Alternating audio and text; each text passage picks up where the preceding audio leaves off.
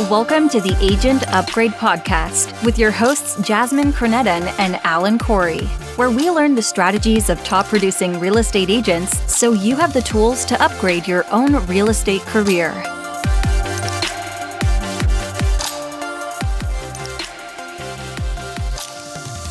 Welcome to the Agent Upgrade Podcast. We've got another great guest for you today, Adam Mincey, based in Atlanta. He's going to blow your mind. Phenomenal episode. This is very informative to all stages of life where you are as an agent. You know, I've learned something, and I'm going to follow Adam's lead on transaction coordinating. We learned a lot about when to hire a transaction coordinator and how to handle that conversation so that your clients are expected to understand when the handoff occurs and not and why, and very, very informative episode. I love it. I've had the honor of working with Adam and closing loans for his clients, and I've kind of watched him over the past several years just kind of gaining momentum, getting better at it. He's very clear-minded, very sharp. He works out. He's a CrossFitter. He eats healthy. He meditates. So he's got his game on. But he didn't. Yeah, it's going to be fun to listen to how he got there because, he started out as a musician. He was hustling. He was eating peanut butter sandwiches. He had to sell his bass. There's like all kinds of things that he had to go through. So it's not easy, but I'm super excited to introduce you guys to Adam and all the great ideas that he's got for us. Yeah. When we learn how he met his basically biggest client ever, an investor client that really catapulted his career. And we talk about how you can meet those sort of clients out there and you don't know when that day is going to happen, but be prepared when it does so that you can double your business in a few months, just like he did. It might have even been more. It sounded like maybe he tripled his business instantly, just with one connection. Yeah. So, stay tuned. You're going to want to wait till the very, very end. He's dropping knowledge bombs throughout this entire podcast, beginning to end. So this is a fun one. Let's get started.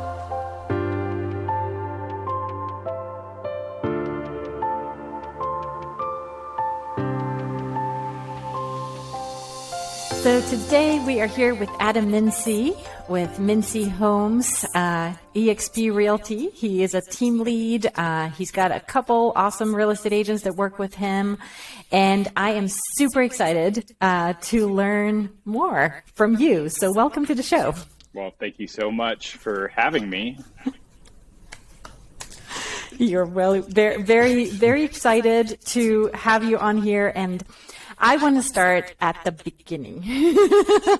I want to know, how did you go from like, hey, maybe I should give this real estate thing a try, to like fast forward to today where you've got this amazing thriving business that we're going to be writing down lots of good nuggets from. So tell us, how did it all start? Where did you come from? Sure. So I came from, my parents met in high school. High school sweet, right? No, so born and raised in Cherokee County, so north of the city, about an hour. And I moved down here with my friend to attend school, and we moved into Emmett Park. Been here about 12 to 13 years now. And, I did the restaurant gig for a long time, worked in hospitality, and then got into the music industry a little bit. And started gigging around town, made a lot of friends in the art scene. And I don't know if you know this, but unless you're like a superstar in music, you don't make any money. So what? It seems like you pile in a van and tour the country, selling T-shirts. Yep. You don't not an instant millionaire every time? Oh, yeah, absolutely. 42 states I visited in a Toyota Yaris with an upright bass. Oh, wow. Yeah, and two other people in the car as well, so three total. Oh, good times. Good times. Very smelly car, but well worth it. Great memories. But I was driving down Howard Street one day, and this is, in Kirkwood, and I was like, oh my gosh, these historic homes, it's so beautiful. My mom was in real estate, and I just called her, and I was like, I just had an epiphany. I have to get my real estate license. How hard is it to get into? And she was like, well, budget $3,000 for, getting into school and your kind of startup and hold you over. So I continued to wait tables through my first 3 years of real estate. And just made ends meet, really. And I lived, still in the same artist residence that I lived in. So which means I had 5 roommates. Nice. And your stand-up bass. And my stand-up bass. Yeah. Actually, there came a time where, 3 years into real estate, the music had kind of died off a little bit, and I was in a tough spot, and I sold my upright bass. Oh, no. You committed then. Yeah. To real estate. Yeah. And luckily, I think I sold it for $4,000, something like that. Nice. Just to kind of hold me over until the next commission check. And, at that time I was eating ramen noodles and, buying bread and peanut butter just to try to because I was like, I'm not going to quit. Right. So I come from a sports background before music. And I was like, just don't quit, stay at it. And luckily I timed a market that it made it very easy for me and my age to just say, hey, you're a first time home buyer. Let me help you. And kind of systematically created a first time home buyer program for a lot of my friends who was essentially, 90% of my business. But, I was with Keller Williams in town, for the first 3 years. And then I met this investor, Sarah, and she goes, hey, well, we have all these properties to flip essentially. And we're coming from Athens. We're not going to be able to be there every day. We needed someone to not only project manage them, but then to list them. So, we went and looked at her inventory. She had 36 homes at the time. And I'm like, well, I'm not going to turn down 36 listings just to stay with Keller Williams in town. Like I'm out. I've got to go. I don't care what the brokerage is. I'm going to move. So I joined EXP, without knowing anything about them, and just kind of like blindly said, yeah, I'll take some listings. Then leveraged those listings, learned a lot about construction. And my business started taking off, right? So I was able to use social media as a platform to say, hey, here's what we're doing at this property. It's a mile from the Beltline, and that started to attract more buyers and more followers and things of that nature. And it's just kind of taken off since then. I've continued to work with investors. I've grown my business from selling, 8 to 12 homes in my first 3, a year for my first 3 years, to now we're selling, 50 plus homes a year. And that's. That's awesome. I know there's a bunch of agents saying, oh, I want to know how we meet Sarahs. How do you meet that Sarah in your life? Yeah. And that's something that and you'll know this, it's a snowball effect, right? You have to stay in it long enough for people to think of you. Mm-hmm. It's that top of mind that everybody talks about but has trouble implementing into their business. And, it was through a family friend, and 2 people gave her my card, and they were from the same family. So it is your sphere. It is somebody knows somebody out there who's looking to invest in real estate, and you have to figure out, obviously, how to get listings in order to leverage your business, or you help enough people buy a house and you stay in it long enough and stay in touch with them that you end up getting those listings. But yeah, I think that you probably know somebody, or know somebody who knows somebody. Yeah. And so I'm trying to picture Sarah going to her family and saying, hey, I'm in Athens. I want to start doing some investing and building in Atlanta. Do you guys know an agent who could help me out? And you must have given a good impression to those family members. Like, here's a young guy hustling. He's working really hard. He's trustworthy, like whatever you were doing, even though you hadn't hit those numbers yet, you obviously were making impressions on people, and you were obviously pretty good at giving out your business card. If they had 2 business cards to pass on to her as well. But, yeah, I agree. I think you nailed it. We called it a snowball. You never know when these connections are all going to kind of appear. But if you just stay at it, you sell your base, you hustle, good things will eventually happen. And one thing leads to another, and you don't know what path this career is going to take you down. I think I think what strikes me the most, Adam, is that you've just been so consistent with it, right? And it was like, even the first time I met you, I was like, I knew that you were on the trajectory, right? You were going places just because of your hustle, because of your commitment. And I think everybody that's been watching you on social media and everybody, there is never a question in people's mind, like, what does Adam do for a living again? Like, it's not an option, right? Like, people know that you are the guy that's going to help them buy their first home or, make a really pretty home, right? And everything looks so beautiful, and the design and the decoration.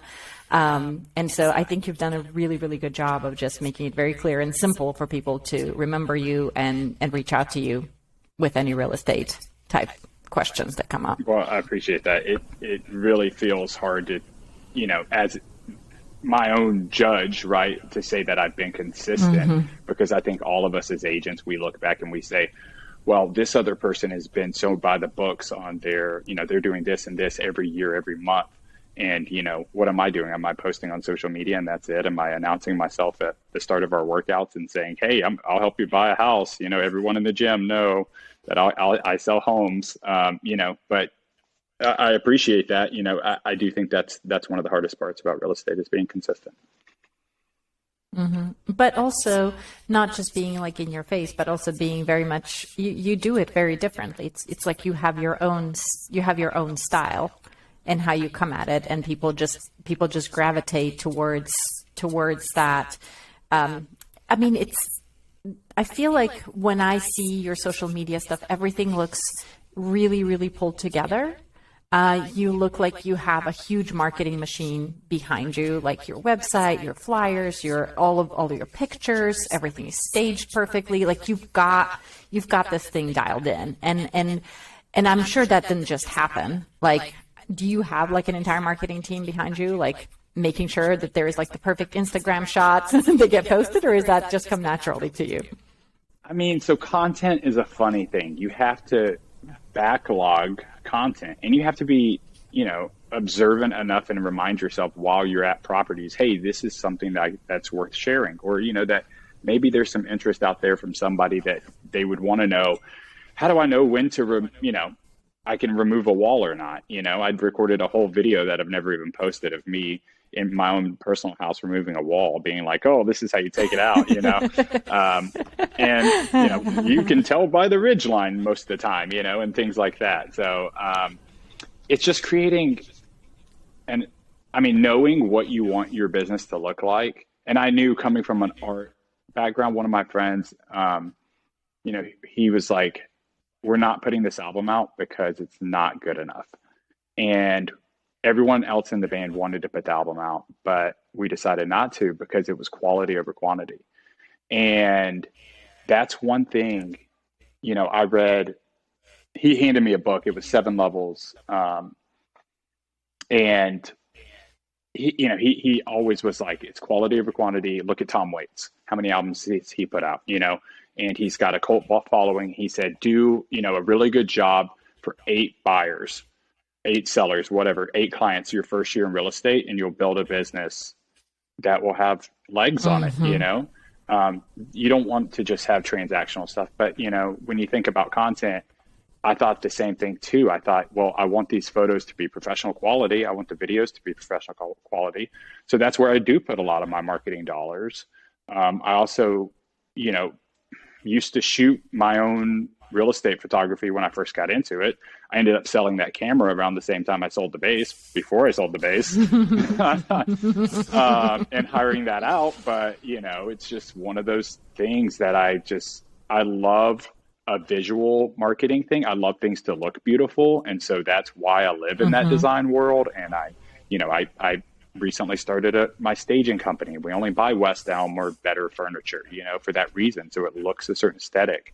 So I think that's. So you seem to also put a big focus on your sphere of influence and staying in touch with them. Do you find other ways to kind of do soft touches with past clients or people in your sphere that's not social media related?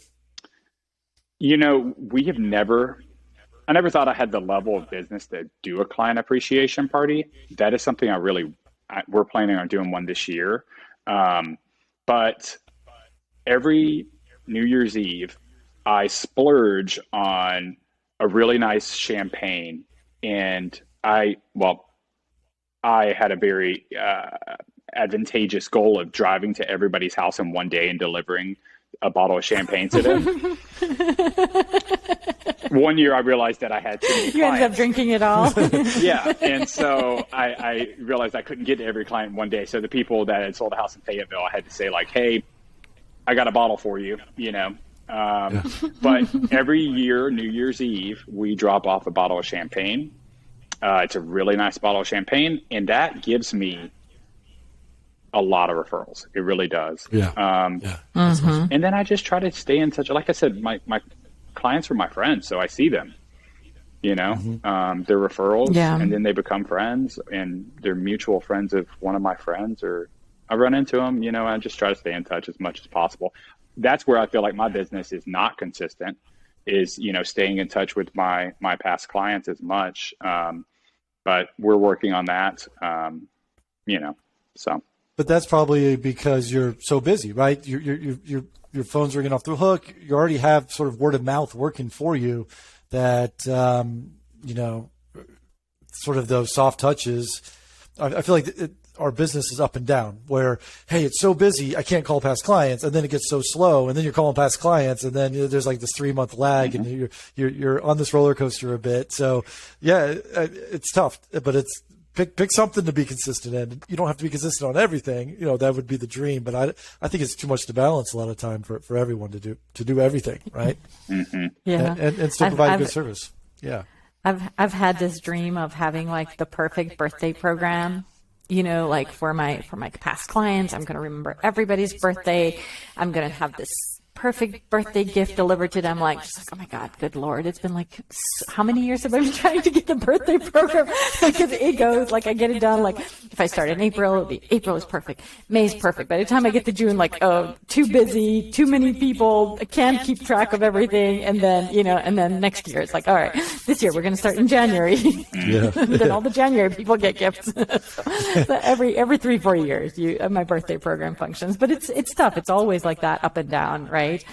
And I think part of being in the business is to learn to when you are super busy, that's really when you need to be reaching out to all the people, because when you're super busy, that means that it's going to be going down, right? And so if you start talking to people here, you won't get as far down with no leads.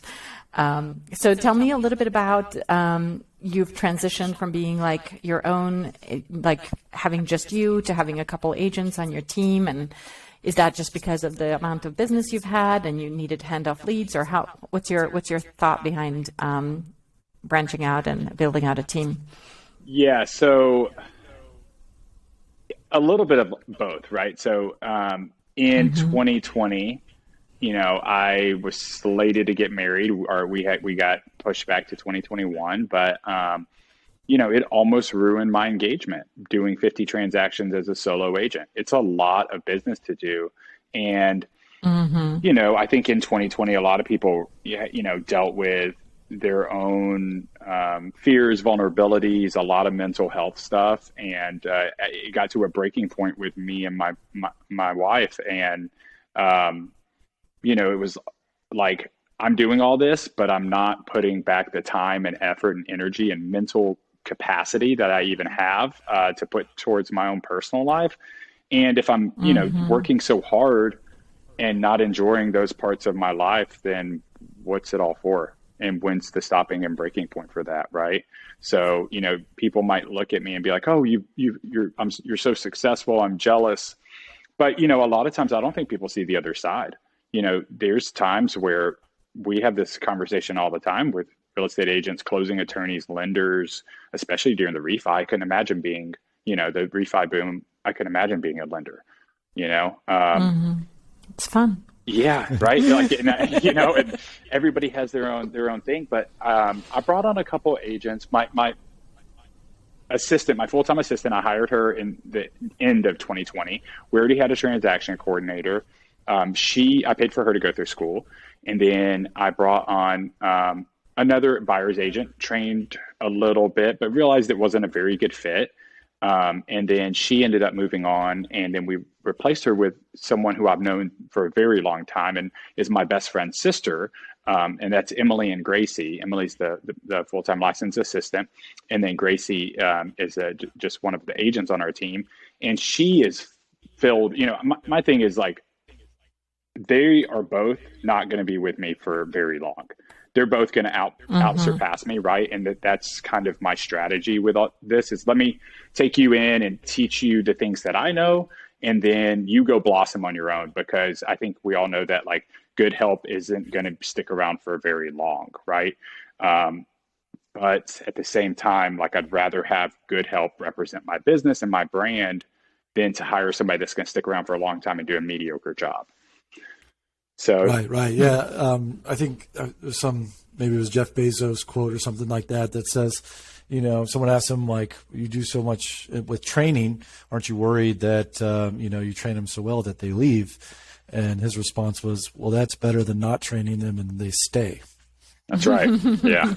Yeah.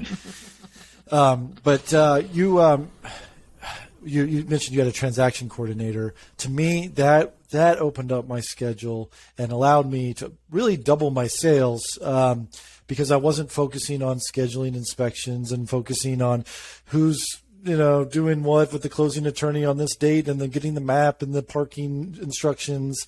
And it's relatively like, at least in our market, $250, $350 a transaction. And what would you say is some advice for some agents that are maybe starting out or newer? When would you say would be, hey, this is when you need to start getting a transaction coordinator?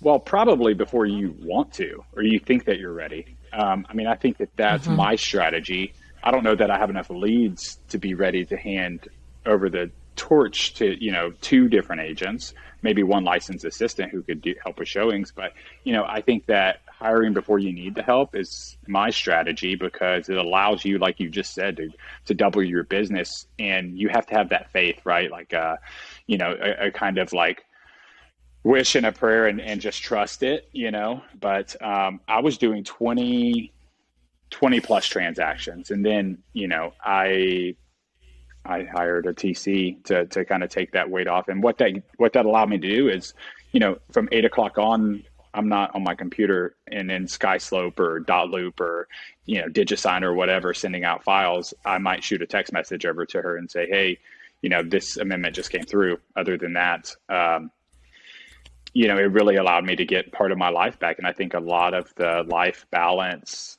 work balance relationship is a big part of my business strategy too. Yeah. So TC, transaction coordinator, I feel like I'm going to get this question a lot. When should I hire one?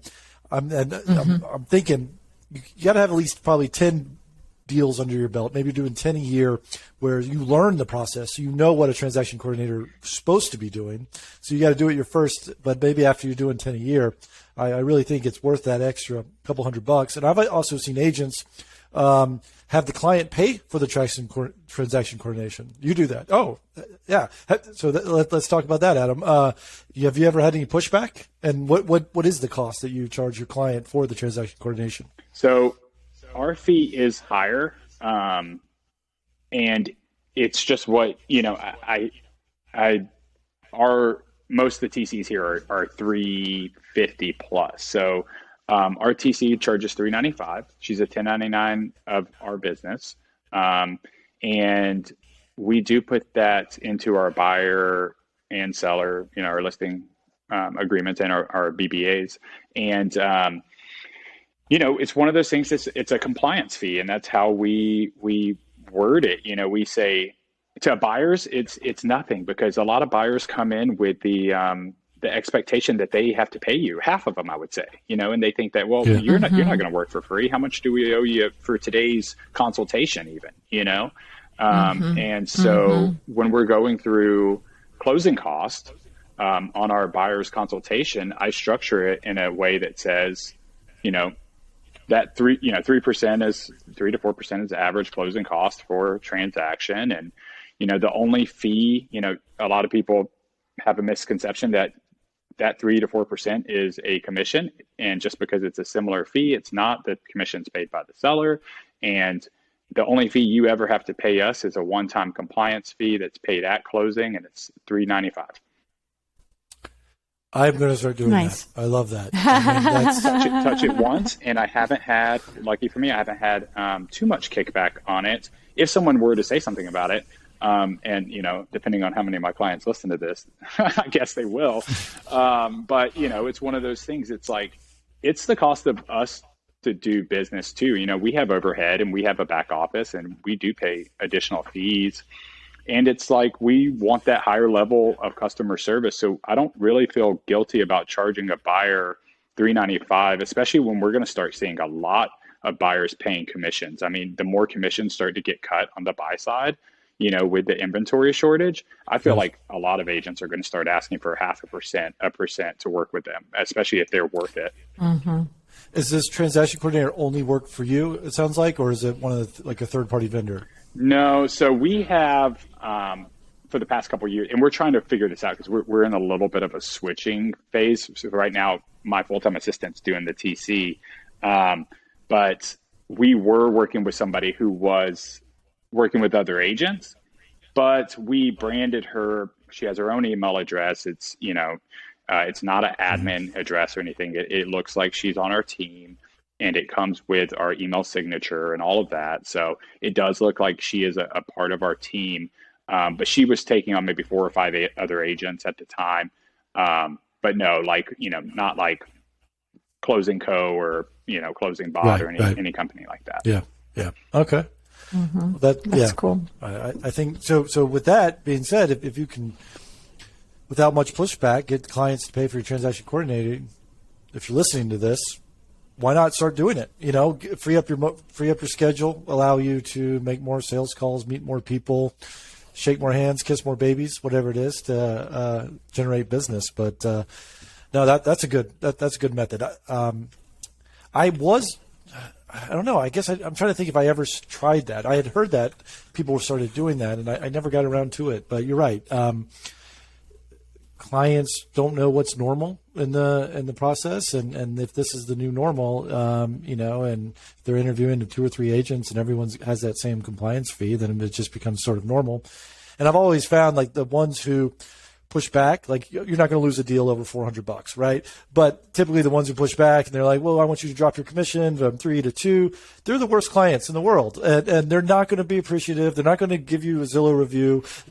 You no matter what you do, what Herculean effort you do, they paid too much for it is just their mindset. And that's what they're going to go tell their friends. And so once people start nickel and diming me, I'm like, this is not going to be, you're not going to be a long time like referral for me, no matter, just because there's all money to them. It feels like I'm not of value, whatever I'm providing. Right.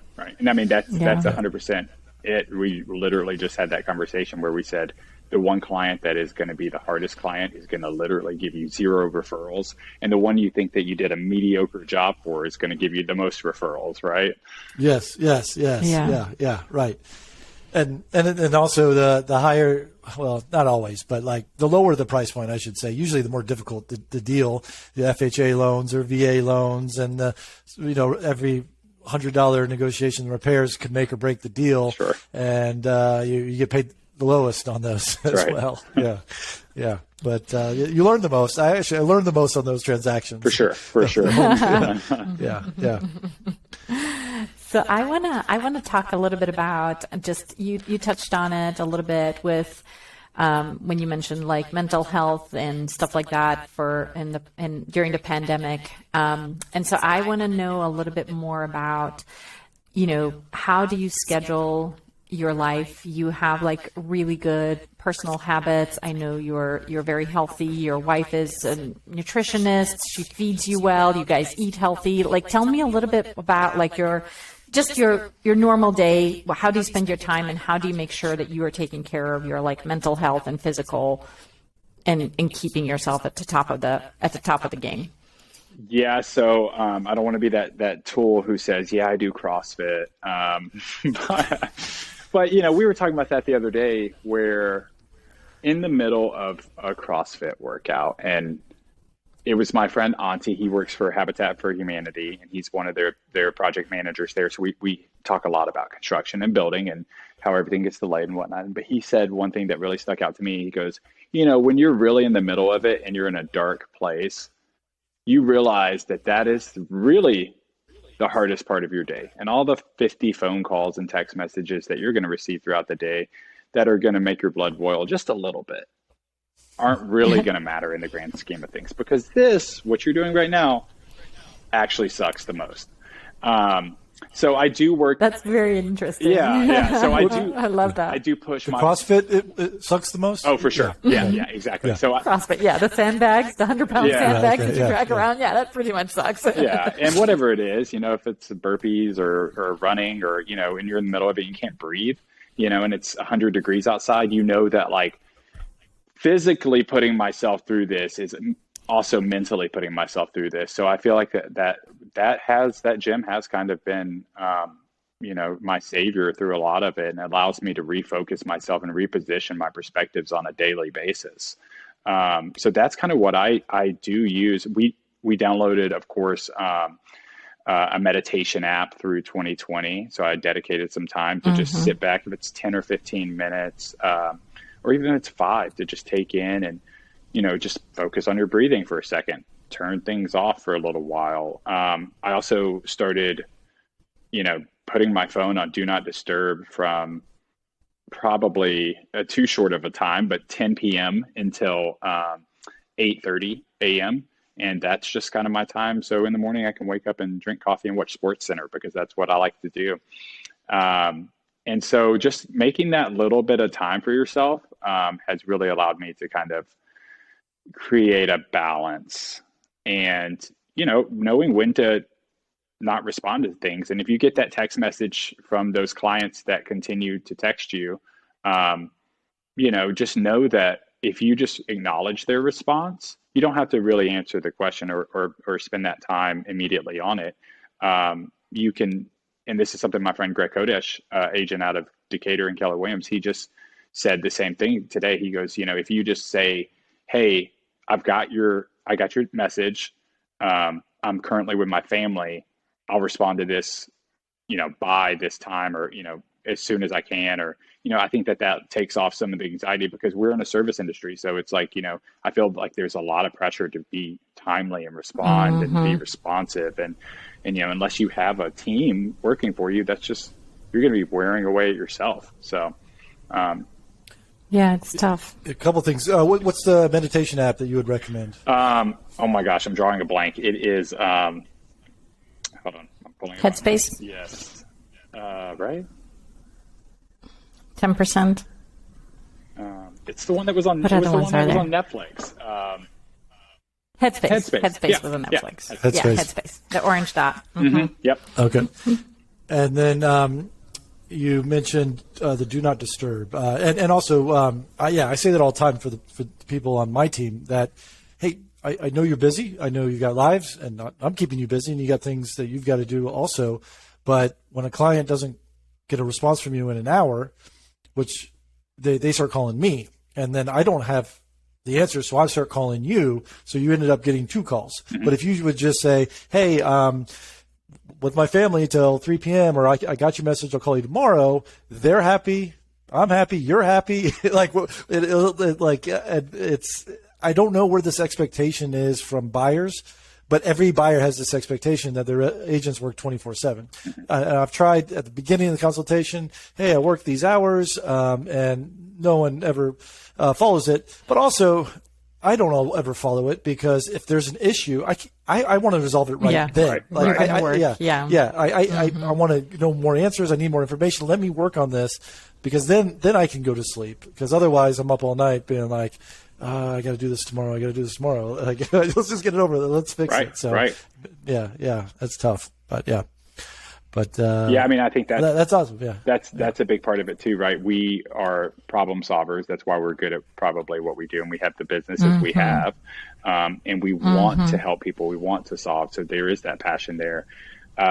So it is tough to kind of say that and then also follow through with it, because I have that same problem too, where I say, okay, well, if I don't do it right this second, will I forget about it? Will I write it down? Will I remember it? How am I doing that? Do I have to log on to monday.com in order to put that into our team task? And is that just more work than just handling it right this second, you know? So I'm like that too. I'm like, hey, if I could just knock it out right this second. And we had this same conversation of how much of it is us just being stressed, and does it really matter? If we took those 10 seconds and we took the emotion out of it, what is one text message, you know? And even if it just says, yeah, I'll respond to you tomorrow. What does it really matter? Right. Or maybe just respond, good question, let me look into it. Mm-hmm. Right. Mm-hmm. Right. Yeah. Mm-hmm. Yeah. Yeah. It's interesting. And I also find, it's a different kind of a challenge, like you mentioned, like with a team, right? Like the priorities and who grabs it and how quickly do they grab it versus you grabbing it. It's always a little bit of a give or take, in figuring out, you know, who's the fastest responder who can jump on this right now, you know? Yeah. But I find what I find interesting about like talking about just like you said, like the service industry and like responding quickly, what I find fascinating is that when let's say that I get an email from a client that says, hey, we're thinking about getting pre-approved and so-and-so told me to reach out to you. If I respond to that email immediately, all of a sudden I get an email message right back from them. Oh my God, you're so great. Thank you so much. Like, but if I took an hour to respond to that message, all of a sudden my service is I'm not fantastic. Like I'm fantastic if I respond the moment that message comes in. Right. But there comes a point where it's like you said, you're closing 50 transactions a year. That's a lot of people that you have to respond to immediately, right? Because this person wants to see a house, that person wants to see a house. And I always kind of struggle with that. Like I always want to be that like everything to everyone, but there comes a point where you're just like, dude, I gotta meditate. Yeah. And I mean, y'all definitely have more established teams than I do, and you have probably the leverage to quickly respond and to respond as you maybe even, right? But you know, I think that we were talking about that too. It's you know, it's like dating, right? When I first met my wife, if she were to text me, you know, I'd be like, yeah, right immediately, I'm going to text you back. You know, we're married now. You did play it cool for 3 days. You did play it cool for 3 days. I was never. You know, I probably should have been, but it worked either way, right? But you know, it's like dating. You want to be responsive that first, you know, couple weeks that you're dating somebody, and it's the same way with leads. But to that token, you know, now that we're married, past clients, that same thing. I feel like they have gone through the business, and maybe this is our second or third transaction. I'm allowed to be a little bit more, I don't want to say lax with them. I respect their business and more so than I would probably new business, because again, like we have a past relationship and they've chosen to use me again and to continue to support my business. Right. But I do feel the sense of like urgency when you do get a new lead or you do get a new client to be like, hey, let me prove my worth here. Right. Like there is like a sense of urgency and like let me earn your trust. By responding immediately, then you feel like I've got your back and I'm there for you. But it's interesting to just kind of learn how to do that, especially because you can't do it all on your own. Right. And I mean, short of handing your cell phone off to somebody that's going to be responding on your behalf. Well, I tried having an out of office reply once. I went to London and it was just, hey, I'm out of the office. I'll be checking email periodically. Here's my buyer's agent. If you have questions about buyer, here's my transaction coordinator, whatever, listing. And then, you know, as the time zone shift, I would jump on and follow up with those emails. And, you know, of course, you get some $400,000 listing in my neighborhood. Oh, sorry, Alan, got you out of office, so I called a different real estate agent. And I'm just like, what? You sent me this 6 hours ago, and like I was trying to be responsive because I didn't want to ignore your email for 6 hours. So I'm like, I'm never doing that again. But I think that goes back to your point, right? Of like, did you really want to work with that person?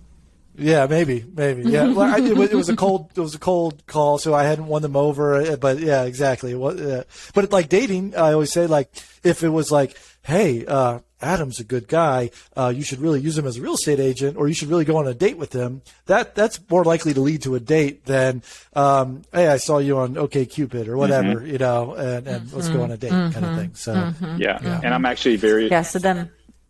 Oh. I was just saying, I'm actually very lucky to say that, the family that introduced me to, as we talked about earlier in the conversation, to my Sarah, my investor, is also the same family that introduced me to my wife. So, dude, you got to hang around with those people. We're going on vacation in 2 weeks with them. Yeah. They're on the Mincey train. Bring it on. What else? What's next? Yeah. Start a coffee line, have them start pitching it, whatever. Yeah. They're your people. They got your back. Right. I love that. So tell us about what kind of bright and beautiful future plans do you have? Like when you're looking at, it's almost business planning time for next year. So what's the game? What are you thinking? Is it already? Where are you going? Is it? It's business time planning. I mean, can we catch up? Someone said that the other day. Marinush said that. My closing attorney. She goes, it's if you don't, it's next year already. I'm like, it is July. Like, it's not even August yet. Chill out. I don't know. I feel like 2021 happened too quickly. It did. Next year, it's one of those things. I struggle with business planning. I really do. I'm terrible about it. Luckily, I do have a full-time employee that kind of makes me show up to my business, right? Makes me show up and say, hey, I'm here. Or else I would probably be dragging my feet. I pay rent at a place, so I got to go there and do all of that. So, next year is going to be a little bit more of, continuing in real estate, but really trying to make that leap as the investor myself, to kind of get in and start working with building.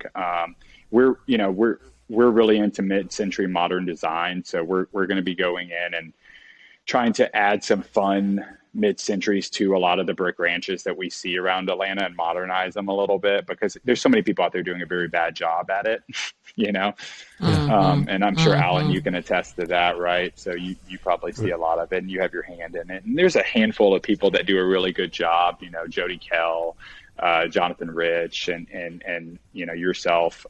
So it's nice to see that there are really good people out there doing good work, but then you do get that handful of like, these other people just kind of need to, and it's time for me to really do it myself. So I think that's the big leap I want to make next year, is to kind of allow a little bit of hands off on the real estate side, and allow Gracie and Emily to come into their own, and then, to supply them with the leverage that I was supplied with my Sarah, giving me the investment properties, and allowing them to kind of use that as leverage to build their own businesses. So. Yeah, that's great. And you'll learn when you do if you do new construction or a long renovated flip, you get to put your sign out there for like 6 or 7 months, and, and you get a lot of phone calls. He's got a lot going for him. We see his sign all the time. Yeah. That's right. Because they're like, whoa, what are you building? That looks beautiful. Yeah. Sorry, it's already under contract, but I've got 3 others that I've got, that might be coming. Okay, so it's a lead generation, just having your sign out there for a long time, building a pretty house for sure. For sure. Yeah, that's great. Well, thank you very much for joining us on Agent Upgrade Podcast, Adam. I think our viewers, our audience, our listeners are, I guess if this is on YouTube, one day we'll have viewers, but learned a ton from you. I appreciate it. If they wanted to follow you on your social media and see your chiseled CrossFit body with professional photography, what's the handle that they should do to check you out? I said I did CrossFit. I didn't say I had a chiseled body. Business goals. Yeah, there you go. Yeah. So our handle is Mincey Homes Real Estate. I have 1,000 Instagrams, of course, but Mincey Homes Real Estate. That's our real estate side services. Majority of the stuff's on there. We have Mincey Homes, which is kind of the design side of things. That's the handle for that one. And then we also have a staging company called Open Air Design, and that's our staging company. And it's I can't thank y'all enough. This has been a really enjoyable conversation, and getting to meet you, Alan, Jasmine, just catch up. I luckily have the honor of talking to you and Jeff more, but I do appreciate y'all having me. Of course, our pleasure. Before we let you go, Thank so you. your staging company, you mentioned you do that for your own listings. So you also do this for other agents as well? We do, yeah. Open Air is the staging company. We did it as a startup to stage my own listings, and then we've grown. So we're about to outgrow the space we're in now, and it's kind of taken over what we thought would be half office and half real estate office and half warehouse space for the staging. Is kind of grown, but they do. It's all staging. Yeah. They do a really Your desk. Yeah, exactly. They do a really good job, and they are also plant designers, so they do live plant staging. Like a marketing package. Oh, so instead of putting the fake palm in there, they'll actually bring in a real palm that, cactuses, pothos, fun plants like that. And they'll do it through photography and all the way through the open house for, I think it's like $100 extra for staging. It really helps the house feel homey and lived in, especially if it's a vacant property. This is also something I always encourage agents to have some sort of side business that's real estate adjacent. Because if you're staging homes all day, you can talk about furniture, you can have that good look, the good eye. It's going to make obviously, I would imagine you started this because the staging companies weren't meeting your needs or your style design or your budget. And you're like, I'm going to create it myself. And not only that, you learn a lot. And then you can also see other agents' listings before they come to market because they want you to stage it before the photography comes. Gold in this market, right? Yeah, right, which is gold in this market. And then, if you are a slow market or things aren't selling, you've got a little bit of side extra income. You're not desperate for those commissions to close. And agents always want to know what are some of those other adjacent businesses besides staging. I run a company installing real estate signs for other agents. And, same sort of thing. I learned about coming soons before everyone else because they're scheduling their for sale thing. But that's not why I did it. That's your secret weapon. That's your secret weapon. That was not why I did it. I did it because the other providers would put someone else whose first name was Corey, not my last name, Corey, in all my listings for over the weekend because then they would be closed and they would come back Monday. I'm like, well, thanks for giving my competition free advertising on all my listings every time. Right.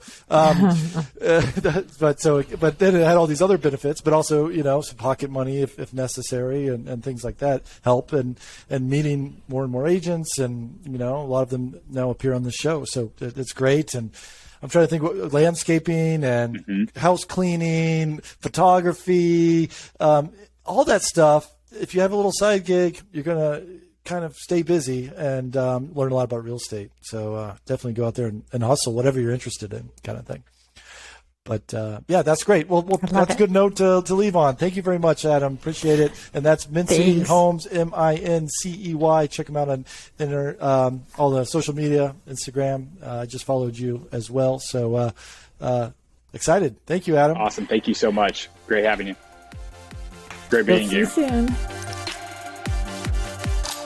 Thank you for listening to the Agent Upgrade Podcast. If you are an agent looking for a new mortgage lender, start with Jasmine at jasmineteam.com.